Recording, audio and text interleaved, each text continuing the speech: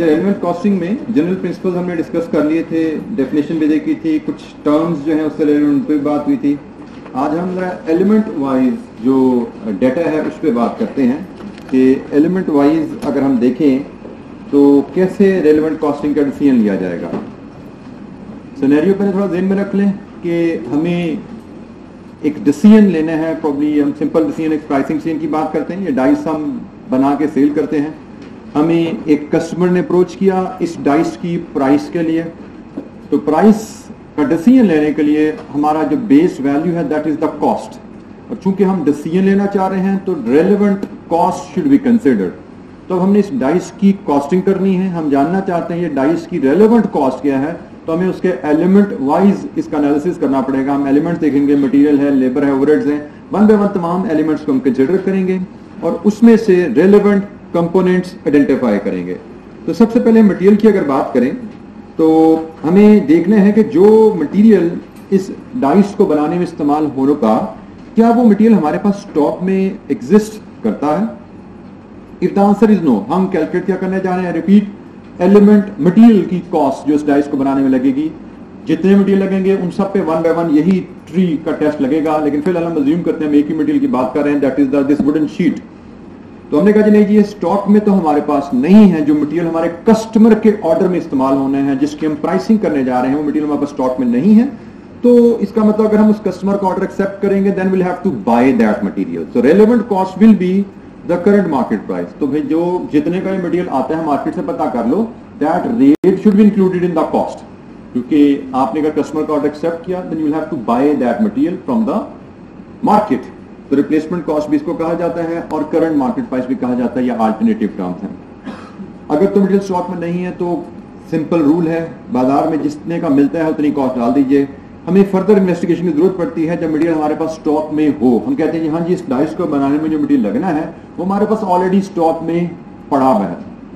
अगर स्टॉक में पड़ा हुआ तो फिर नेक्स्ट क्वेश्चन आता है, क्या ये किसी एग्जिस्टिंग कस्टमर के लिए है या रेगुलर यूज में है। मतलब is the material in regular use, क्या हम उसको रेगुलरली इस्तेमाल करते हैं उस मटेरियल को। आंसर कुड बी यस और आंसर कुड बी नो, कि हाँ जी हम तो इसको रेगुलरली इस्तेमाल करते हैं। ये मटेरियल तो हमने कस्टमर वाई के लिए खरीद कर रखा हुआ था, अब कस्टमर जेड ने हमें अप्रोच किया है, उसमें भी यही मटेरियल इस्तेमाल होता है, लेकिन हमारे पास जो पड़ा हुआ है वो ओरिजिनली हमने कस्टमर वाई के लिए लिया था। तो अगर हम कस्टमर वाई के लिए जो मटेरियल खरीदा है उसको कस्टमर जेड के लिए इस्तेमाल कर लेंगे तो क्या हमें वो मटेरियल दोबारा खरीदना पड़ेगा। आंसर इज यस, ठीक है, हमने तो कस्टमर वाई के लिए रखा हुआ है। अगर हम नए कस्टमर के लिए उसको इस्तेमाल करते हैं तो विल हैव टू रीबाय इट, हमें दोबारा खरीदना पड़ेगा। तो खरीदना पड़ेगा तो इसका मतलब जेड की वजह से खरीदना पड़ा। अगर जेड ना होता तो पड़ा हुआ इस्तेमाल हो जाता। अब जेड आ गया है, हम ये वाला इस्तेमाल करेंगे तो जेड की वजह से नया फिर भी खरीदना पड़ेगा। So relevant cost is still replacement cost और करंट मार्केट प्राइस। अच्छा, यहाँ पे अभी आगे भी हम थोड़ा ट्री को इसको लेके चलते हैं, एक ब्रांच में रहती है अभी। इसमें एक चीज आपने ध्यान में रखना है, मैनेजमेंट अकाउंटिंग में स्पेशली जो रेलेवेंट कॉस्टिंग डिसीजन मेकिंग का एरिया हम पढ़ने जा रहे हैं, इसमें सेट पैटर्न्स जनरली कम होते हैं। कोशिश हम करते हैं कि जहां जहां कोई रूल्स है उनको एक पैटर्न थॉट दे सकें। जैसे ये एक थॉट देने का अंदाज है, एक स्ट्रक्चर देने की कोशिश है इसको ट्री की शेप में डालना। But most of the learning जो आपकी मैनेजमेंट अकाउंटिंग में आएंगी वहां पे आपको अनस्ट्रक्चर्ड वे में डाटा मिलेगा और उसको आपने स्ट्रक्चर यूनिक वे में देयर एंड देन आपको देना पड़ेगा। तो वो तो जहां पे अनस्ट्रक्चर्ड चीजें आएंगी, अनस्ट्रक्चर्ड वे में हम खुद स्ट्रक्चर डेवलप करेंगे, ये तो हमारी मजबूरी होगी। लेकिन एक जनरल जो कोताही बच्चे कर जाते हैं कि जहां पे इनकी सोच को स्ट्रक्चर दिया जाता है उस स्ट्रक्चर को भी फॉलो नहीं कर पाते। जैसे मैं रेलेवेंट मटेरियल को मैं जो आपको असूल डिस्कस कर रहा हूं, आगे हमें जब भी कोई सवाल करना है, ऐसा सिनेरियो देखना है जिसमें मैं रेलेवेंट कॉस्ट ऑफ मटेरियल के बारे में वैल्यूज की सर्टेन करनी है, we should refer to this table. हमें इस टेबल से ही चलना है। हमने अपनी एक अनस्ट्रक्चर्ड सोच या अनस्ट्रक्चर्ड मेंटल इंडिकेशन को फॉलो नहीं करना कि दिमाग कह रहा है शायद ये वैल्यू एलिमेंट है उसको उठा लो। We will always follow a structured flow wherever applicable. ज्यादातर नहीं होगा लेकिन कम जगहों पे आएगा, जहां पे आ रहा है वहां पे जरूर फॉलो कीजिएगा। जैसे इस ट्री की हम बात करें, एनीवेज हमने कहा हमारे पास पड़ा हुआ है मटेरियल लेकिन रेगुलरली इस्तेमाल नहीं किया जाता। शायद कभी माजी में किसी कस्टमर के ऑर्डर के लिए खरीदा गया था, कुछ सरप्लस हो गया, बच गया, रेगुलर इस्तेमाल नहीं होता, then there is another question, अगर इस्तेमाल रेगुलर नहीं होता तो क्या इसको इसका अल्टरनेटिव यूज है? आपका जो मटेरियल है किसी और मटेरियल की रिप्लेसमेंट में ये इस्तेमाल हो सकता है? If the answer is no, कि नहीं जी इस्तेमाल कहीं और नहीं हो सकता, इसका मतलब इस सिनेरियो में you have only two option to consume that material, either to use it for customer Z और स्क्रैप इट। अपॉर्चुनिटी कॉस्ट का कॉन्सेप्ट आ गया। आपने कहा जी मटेरियल मेरे पास पड़ा हुआ है, उसका कोई और इस्तेमाल मेरे पास नहीं है सिवाय इसके कि मैं उसको जेड में इस्तेमाल करूं या alternatively I will scrap it. तो दो ऑप्शन बन गई, दो इस्तेमाल पैदा हो गए, कभी जेड के लिए इस्तेमाल करें या स्क्रैप करें। तो जेड के लिए इस्तेमाल करेंगे तो स्क्रैप की ऑप्शन फोरगो होगी। यहां पे भी अपॉर्चुनिटी कॉस्ट का कॉन्सेप्ट आता है, तो हमने कहा इस केस में अगर अल्टरनेटिव यूज नहीं है तो scrap value is the relevant cost. लेकिन अगर अल्टरनेटिव इस्तेमाल भी है तो फिर तीन यूजेस बन जाते हैं। अगर अल्टरनेटिव इस्तेमाल भी है तो इसके तीन यूजेस हैं। यूज नंबर 1 कि इसको डिफरेंट यूज में इस्तेमाल किया जाए, अल्टरनेटिव टू अनदर मटेरियल इस्तेमाल किया जाए। यूज नंबर 2 इसको स्क्रैप किया जाए। और यूज नंबर 3 है जो हम कस्टमर जेड के लिए बात कर रहे हैं, मैं उसको कस्टमर जेड की बात कर रहा हूं, दिस इज यूज नंबर 3। तो अब अगर मैं कस्टमर, यहां पे फिर अपॉर्चुनिटी कॉस्ट का कॉन्सेप्ट आ गया कि कहीं पे भी किसी एक रिसोर्स के एक से ज्यादा मोर देन वन यूज है तो अपॉर्चुनिटी कॉस्ट है। और अपॉर्चुनिटी कॉस्ट क्या होती है? Benefit forgone in the best alternative. अब यहां पे अगर हम इसको Z के लिए चूज करते हैं, इस शीट को जो हमारे पास पड़ी हुई है, हम इसको इस्तेमाल कर सकते हैं डेस्क को बनाने के लिए भी, हम इसको इस्तेमाल कर सकते हैं Z की प्रोडक्ट के लिए भी। शीट हमारे पास स्पेयर पड़ी हुई है और कोई इस्तेमाल नहीं है। हम चाहे तो ये ब्लू डेस्क जो हम बनाते हैं पेंट करके उसको वहां पे इस्तेमाल कर लें ब्लू शीट की जगह, चाहे तो ये ब्राउन शीट को एज इट इज Z के क्लाइंट के जो ऑर्डर है उसके लिए इस्तेमाल कर दें। और तीसरी ऑप्शन है स्क्रैप की भी ऑप्शन है। तो हमने कहा अगर हम इसको Z के लिए इस्तेमाल करते हैं तो ना हम उसको स्क्रैप करेंगे ना हम उसको अल्टरनेटिव यूज में लाएंगे। दो ऑप्शन फोरगो होंगी। इनमें से जो बेस्ट ऑप्शन है that will be a relevant cost higher value of the scrap value, scrap में से, या value that it will obtain if put to different use. इससे मुराद क्या है? इससे मुराद है saving that it will generate, that will generate when put to different use। जब हम वैल्यू की बात कर रहे हैं तो वैल्यू से मुराद है कि हम इसको जब डिफरेंट यूज में किसी रॉ मटेरियल किसी और मटेरियल की रिप्लेसमेंट में इस्तेमाल करेंगे तो वहां पे हमें कितनी बचत दिलाएगा। फॉर एग्जाम्पल मेरे पास ये लकड़ी पड़ी हुई है, इस लकड़ी को मैं इस डेस्क में इस्तेमाल करता हूं तो वहां पे मुझे 500 रुपए की नीली लकड़ी नहीं खरीदनी पड़ेगी। इस ब्राउन शीट को वहां इस्तेमाल करने से मुझे 500 रुपए की नीली लकड़ी नहीं खरीदनी पड़ेगी। तो इसका मतलब इस जो मेरे पास स्पेयर लकड़ी पड़ी हुई थी इसकी वजह से 500 की बचत होती है। It can help me in saving up to 500,000। और अल्टरनेटिवली मैं देखूं कि अगर मैं इसको अल्टरनेटिव के तौर पे इस्तेमाल ना करूं, इसको मैं स्क्रैप कर दूं, पता लगे स्क्रैप में बिकती है 600 की, what will be your choice? बेचना। बेचना इज द बेस्ट चॉइस। तो और अगर आप अब उसको ना बेचते हो ना अल्टरनेटिव में इस्तेमाल करते हो, Z के ऑर्डर में इस्तेमाल कर लेते हो, तो अपॉर्चुनिटी कॉस्ट क्या होती है? Best option forgone. Best option forgone. तो इन दोनों में से जो हायर वैल्यू होगी उसको हम कंसीडर करते हैं रेलेवेंट कॉस्ट। जी जनाब, any question? Sunk means past. तो बेटा उसकी जो पास्ट है ना वो उसकी परचेज प्राइस है। स्क्रैप वैल्यू है उसको बेचेंगे how much we will get, this is the scrap value. बिकेगा कितने का, दिस इज स्क्रैप वैल्यू। बिकेगा कितने का, ये फ्यूचर की transaction, this is not past. Scrap value mean future में कितने का बिकेगा अगर हम इसको बेचें तो। Purchase price is the past information, that is not relevant. वो हमने उसकी कहीं पे बात भी नहीं की कि हमने माजी में कितना खरीदा था। हमने जहां पे भी बात की है हम बात करें जी करंट परचेज प्राइस की। जैसे यहां पे हमने कहा कि ये रेलेवेंट क्या है, करंट परचेज प्राइस। पास्ट की अगर स्टॉक में है भी तो हमने कहा जी current purchase price, replacement cost या करंट परचेज प्राइस। हमने कहीं पे कॉस्ट की बात नहीं की। परचेज ओरिजिनल जो कॉस्ट होती है that is past, that is sunk, that is not relevant. Relevant क्या है? फ्यूचर। कि अगर हम फ्यूचर की तरफ देखें तो future impact on our pocket क्या आता है। अच्छा, एक इसकी इलस्ट्रेशन देखते हैं, बड़ी बेसिक इलस्ट्रेशन है। जो ट्री हमने देखा है, अभी हम इसकी और भी इलस्ट्रेशन देखेंगे, लेकिन एक बेसिक इलस्ट्रेशन पहले। ट्री जो देखा उसको लेके इलस्ट्रेशन 1 आपके पास आ रही है जी। चैप्टर रेलेवेंट कॉस्टिंग का चैप्टर है, उसकी इलस्ट्रेशन 1। रिक्वायरमेंट है but the relevant cost of material to be included in overall cost of the contract. पढ़िए जी डाटा था इसका। अच्छा जी, हमसे कहा गया है quote a price for the contract, company की रिक्वायरमेंट है, हमें कहा गया what are the relevant cost of material to be included in overall cost of the contract. Material की रेलेवेंट कॉस्ट आपने आइडेंटिफाई करनी है। तो कितने मटेरियल हैं जो यहां पे इस्तेमाल हो रहे हैं? 2 मटेरियल हैं। Let's talk about material A first. Material A की बात करें तो सबसे पहले will follow the tree. Is material in stock? The answer is partially yes, क्योंकि हमें क्वांटिटी चाहिए 10,000 kg की और हमारे पास इन स्टॉक है 8,000 kg और हमारे पास नॉट इन स्टॉक, जो स्टॉक में नहीं है क्वांटिटी, वो है जी 2,000 kg। तो जो तो क्वांटिटी स्टॉक में नहीं होती उसकी रेलेवेंट कॉस्ट क्या होती है जी? करंट रिप्लेसमेंट कॉस्ट, और करंट रिप्लेसमेंट कॉस्ट इज 10.5। और अगर मटेरियल स्टॉक में हो so what do we do? Is material in regular use? क्योंकि मटेरियल स्टॉक में है तो हमारा क्वेश्चन आता है is material in regular use? तो क्या है जी आंसर? यस और नो? यस। और मटेरियल रेगुलर यूज में है तो भी relevant cost current market price ही होती है। स्टॉक में बेशक पड़ा हुआ है, हमने बेशक उसको 10 रुपए का खरीदा था, but that is past, that is not relevant. तो मटेरियल ए कितने का बना जी? 84,000 प्लस 21,000, सो टोटल हो गया जी material A 105,000। This is material A जी। Any question? मटेरियल बी की उसने कहा जी आपको 4,000 kg की क्वांटिटी चाहिए। मटेरियल ए में कोई क्वेश्चन जी? जी, इज मटेरियल इन स्टॉक?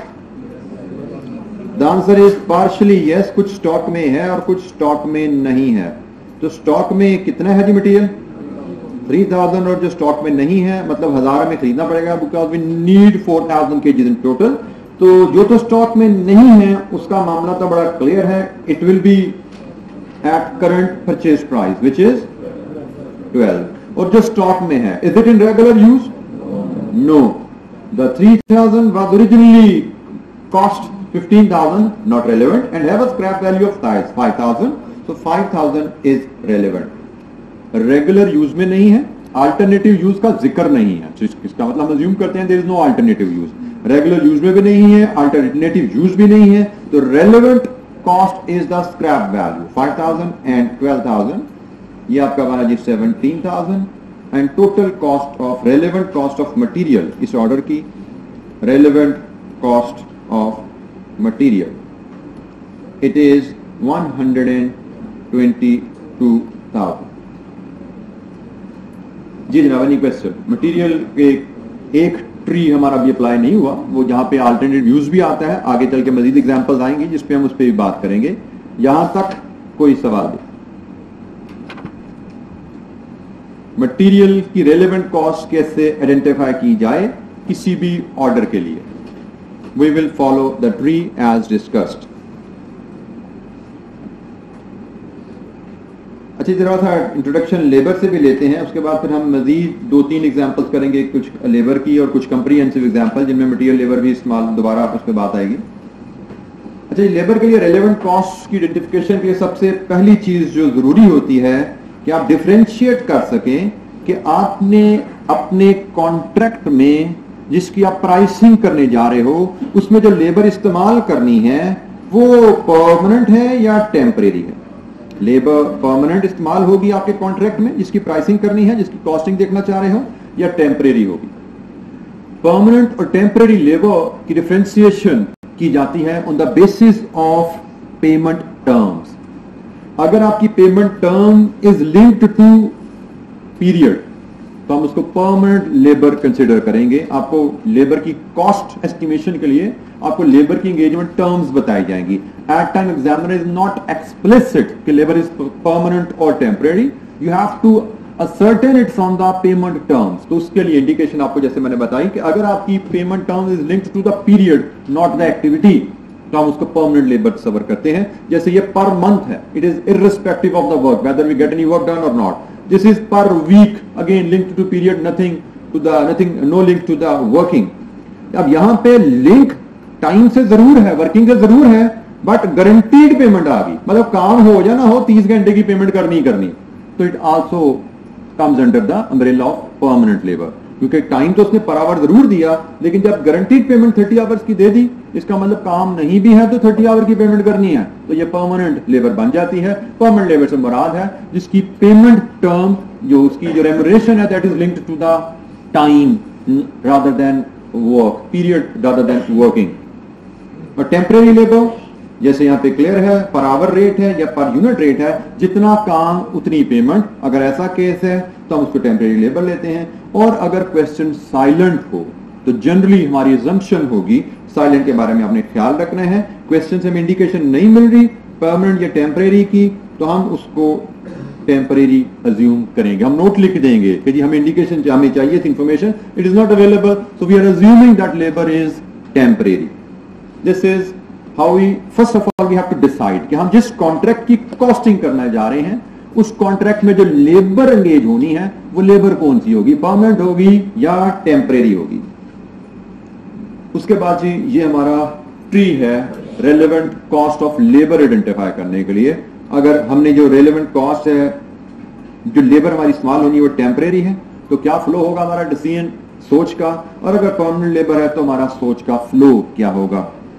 ये सारी चीजें नोट्स में आपको अवेलेबल हैं। You may like to continuously review your notes instead of taking notes on the register. सारी चीजें नोट्स में अवेलेबल हैं, जो भी स्लाइड्स पे आपको नजर आ रहा है it is extract from the notes आपके पास अवेलेबल है।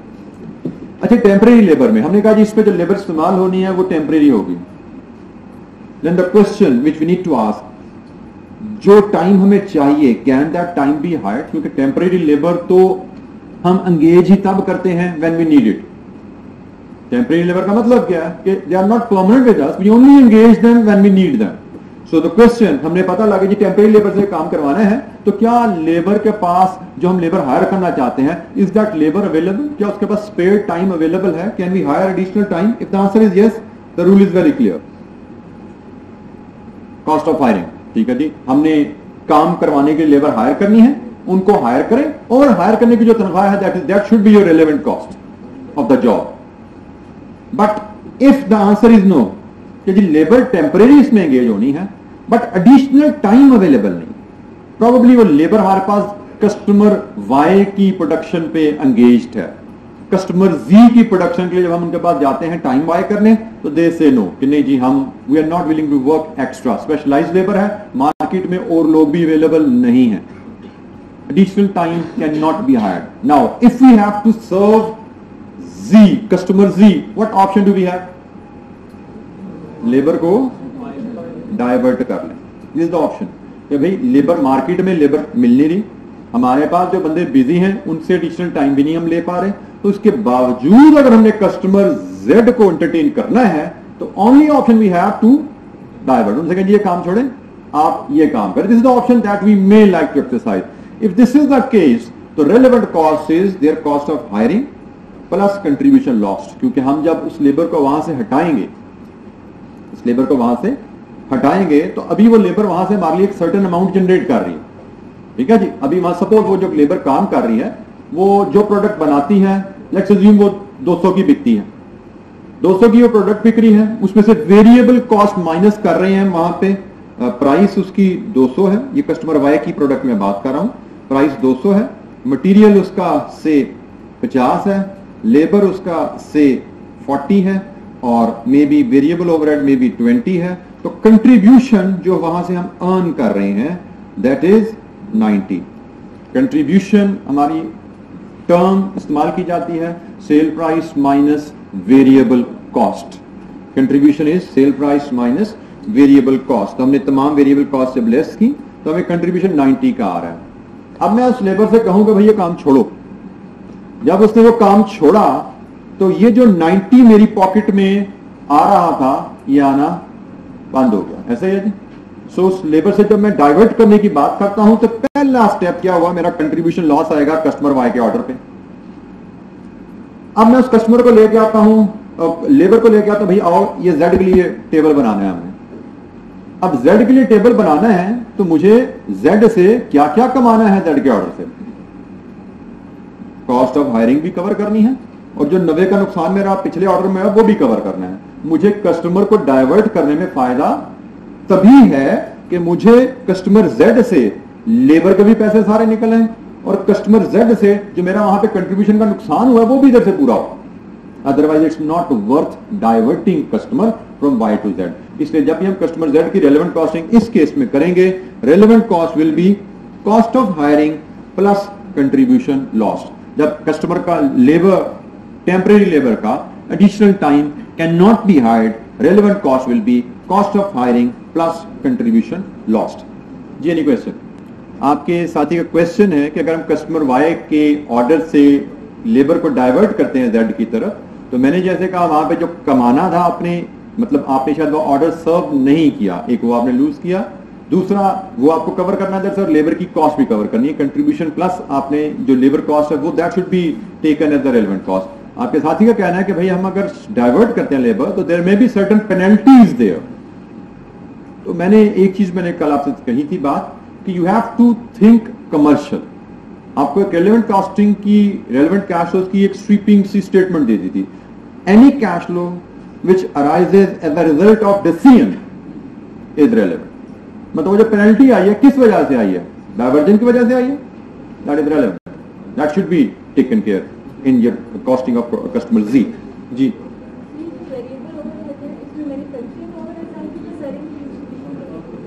कंट्रीब्यूशन की कैलकुलेशन में आइए, let me clarify the term contribution here.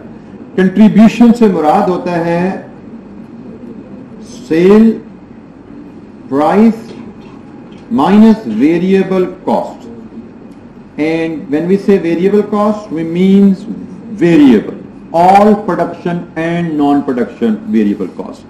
Contribution की डेफिनेशन में तमाम वेरिएबल कॉस्ट आती हैं, कैलकुलेशन में तमाम वेरिएबल कॉस्ट आएंगी, बी दिस प्रोडक्शन और नॉन प्रोडक्शन। जी एनी अदर क्वेश्चन?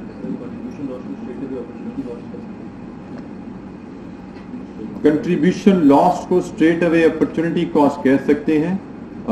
आप इक्वेट करना चाहें तो घुमा फिरा के यस आप किसी न किसी अंदाज में इसको कैलकुलेट कर सकते हैं, बट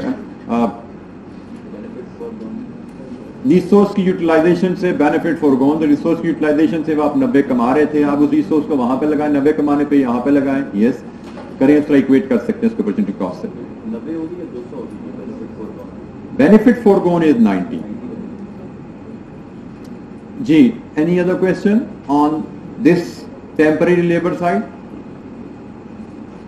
अच्छा जी, अगर हमारी लेबर, आगे हम एग्जांपल भी करेंगे, ये बार बार रिवाइज होंगे इंशाअल्लाह प्रिंसिपल, अगर हमारी लेबर परमानेंट है तो परमानेंट लेबर से मुराद कि हमारे पास वो फिक्स्ड पेरोल पे है, उनको हमने एंगेज किया हुआ पर मंथ सैलरी पे। In that case first question is spare time available? Spare time से मुराद यहां पे लिया जाता है कि जो टाइम आपने हायर किया है, फॉर एग्जांपल आपने 40 आवर्स अ वीक बाय किया है उनसे, तो क्या वो सारे के सारे यूटिलाइज हैं या उनमें कुछ स्पेयर टाइम पड़ा हुआ है? For example there is a possibility labour के हमारे 40 में से 10 आवर्स यूटिलाइज हैं, 30 स्पेयर हैं अभी, तो अगर स्पेयर टाइम अवेलेबल है तो relevant cost is 0। Spare time उस 30 आवर्स को आप इस्तेमाल करेंगे तो उन 30 आवर्स को इस्तेमाल करने की वजह से there is no additional burden on your pocket, क्योंकि हमने असूल क्या पढ़ा कि फैसला करने से जेब पे हमारे कैश पे क्या बोझ पड़ता है। तो अगर हम परमानेंट लेबर एंगेज की भी है तो सैलरी तो हमारी उससे कमिटेड है। कमिटेड कॉस्ट का कॉन्सेप्ट भी यहां पे आप टर्म इस्तेमाल कर सकते हैं, सैलरी तो हमारी उससे कमिटेड है, हम काम उससे लें या ना लें सैलरी हमने पे करनी है to the extent of time booked. मतलब हमारे पास 30 घंटे स्पेयर हैं, कस्टमर के ऑर्डर के लिए भी 30 घंटे चाहिए तो रेलेवेंट कॉस्ट इज 0, लेकिन 30 घंटे स्पेयर हैं, कस्टमर के ऑर्डर के लिए 40 चाहिए, इसका मतलब then you will have to look for additional time, आपको एडिशनल टाइम की तरफ जाना पड़ेगा। So spare time either insufficient है या अवेलेबल नहीं है, you will have to go for the additional time. Additional time could be overtime. यदि आप परमानेंट लेबर से बात करें ओवर टाइम की, क्या वो ओवर टाइम करने पे तैयार है? अगर तो ओवर टाइम करने पे तैयार है, if additional time can be hired, the relevant cost is cost of hiring. Very simple rule, cost of hiring will be relevant, but if they are not willing to work overtime, labour है आपके पास, उनके पास spare time नहीं है, fully occupied है customer Y पे, permanent labour है, फुली ऑक्युपाइड है customer Y, they are not willing to work overtime. So what option do you have? Divert, transfer कर लो उनको, उठा के Z पे ले आओ. परमानेंट लेबर को आप ट्रांसफर करते हैं तो relevant cost is only contribution lost. यहां पे आपकी अनलाइक वेरिएबल टेम्परेरी लेबर आपका कॉस्ट ऑफ हायरिंग इधर नहीं है, इधर सिर्फ कंट्रीब्यूशन लॉस्ट है, इधर cost of hiring plus contribution lost relevant होता है. परमानेंट लेबर में सिर्फ कंट्रीब्यूशन लॉस्ट इज रेलेवेंट. और ये आपको जब तक ये ट्री याद नहीं होते मटेरियल के लेबर के, जब भी आप सीन मेकिंग का सवाल करें, जहां पे भी आपको रेलेवेंट कॉस्ट का फैसला करना है, you must always refer to this document. आप इस पे आएंगे, बार बार इसको फॉलो करेंगे, इसको देखेंगे till the time you are able to memorise it. आपने इसी के थ्रू, इसी टेबल की मदद से ही, इस ट्री की मदद से ही रेलेवेंट इरेलेवेंट का फैसला करेंगे. अच्छा, लेबर की हम एग्जांपल देखते हैं, लेकिन वेरिएबल ओवरहेड के बारे में हम क्विकली एक रूल इनका सिंपल सा देख लें. Variable overheads are always relevant, क्योंकि वेरिएबल ओवरहेड काम होगा तो इनकर होते हैं, काम नहीं होता तो इनकर नहीं होते. Fixed overhead only incremental part is relevant. जैसे कल हम एग्जांपल ले रहे थे, मैंने आपसे कहा था जी फिर हम एक प्लांट की एक्सटेंशन पे जा रहे हैं, रेंट, उसकी फैक्ट्री का रेंट, तो फैक्ट्री का रेंट हमें एडिशनल नहीं पड़ रहा तो वो रेलेवेंट नहीं है. लेकिन हम एक्सटेंशन में जाएंगे तो हमारी बिजली तो इस्तेमाल होगी, प्लांट चलेगा, दैट इज वेरिएबल, वो रेलेवेंट है.